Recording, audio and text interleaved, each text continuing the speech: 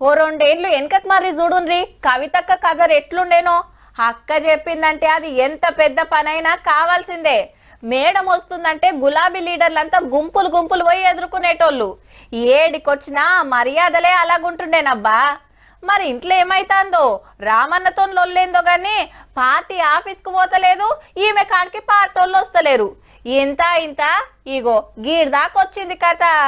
బీసీల కోసం కవితక్క పట్టిన దీక్ష కంటే కారుల నడుమ కక్షలే ఖతర్నాకు ఉన్నాయి. మల్లన్న మాటల వెనకాల ఒక గులాబీ లీడర్ ఉండని మేడము లేలే, ఈ వెనకాల కేసీఆర్ అంటే వడనోళ్ళు ఉన్నారని పార్టీ వాళ్ళు. ఆ వ్యాఖ్యల వెనుక బీఆర్ఎస్ పెద్ద నాయకుడి హస్తం ఉన్నది. అందుకనే బీఆర్ఎస్ పార్టీ నాయకులు ఎవరు కూడా రియాక్ట్ కాలేదని చెప్పి నేను బలంగా నమ్ముతా ఉన్నాను. కేసీఆర్ చుట్టున్న దయ్యాలు ఎవరో అప్పుడు చెప్పలేదు, ఏరేటోళ్లతో డిట్టిస్తున్న పెద్ద లీడర్ ఎవరో ఇప్పుడు చెప్పలేదు. ఇవాళ మీరు నన్ను ఒంటరి చేసి ఏదో చేయాలని అనుకోవచ్చు, నా మీద ఇటువంటి వ్యాఖ్యలు చేపించి శునకానందం పొందొచ్చు టెంపరీగా, కానీ దేవుడు అనేవాడు ఉన్నాడు. ఖచ్చితంగా అది మీకు తిరిగి కొట్టే సమయం వస్తుంది. పార్టీ వాళ్ళు ఒక్కలంటే ఒక్కరు కూడా హిమ్మతిస్తలేరు, అక్కని కలుస్తలేరు, ఏడికి పిలుస్తలేరు. గులాబీ జెండా పక్కకు పెట్టి జాగృతి జెండా తోటి ఒంటరి పోరాటం చేస్తున్నది. ఇక నా దగ్గర ఎవరో 10 మందిని పెట్టి నా దగ్గర జరిగే అంశాల సమాచారం ఎప్పటికప్పుడు తీసుకుంటున్నామని చావు తెలివితేటలు ప్రదర్శిస్తున్నారు. అక్కడేం జరుగుతుందో కూడా నాకు సమాచారం వస్తూనే ఉంటది. అయితే సీనియర్ లీడర్ జగదీష్ రెడ్డి తోటి జగడం నడుస్తుంది జోరుగా. నల్గొండలో బీఆర్ఎస్ పార్టీ నాశనం చేసిన ఒక లిల్లీపుట్ నాయకుడు ఆమెవరు ఈమెవరు అని మా గురించి మాట్లాడుతూ ఉన్నారంటే, కొంతమంది తమకు తాము ఎక్కువ ఊహించుకొని ఏదేదో అయిపోతారు.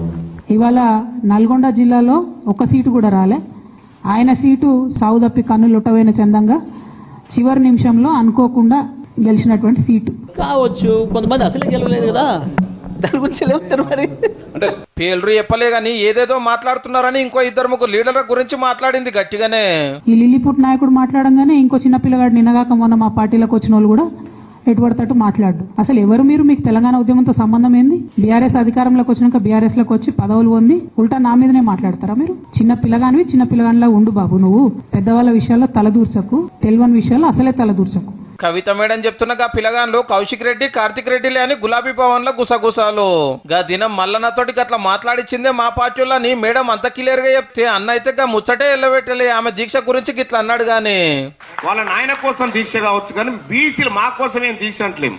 72 గంటలు కాకపోతే 700 రోజులు చేయమను, ఆఖరి తినం దాకా ఎవడొద్దు అంటుడు, మాకేం సంబంధం లేదు కదా. ఫామ్ హౌస్ పోయి అంతా కేసీఆర్ సార్కు చెప్పిండట జగదీష్ రెడ్డి సారు.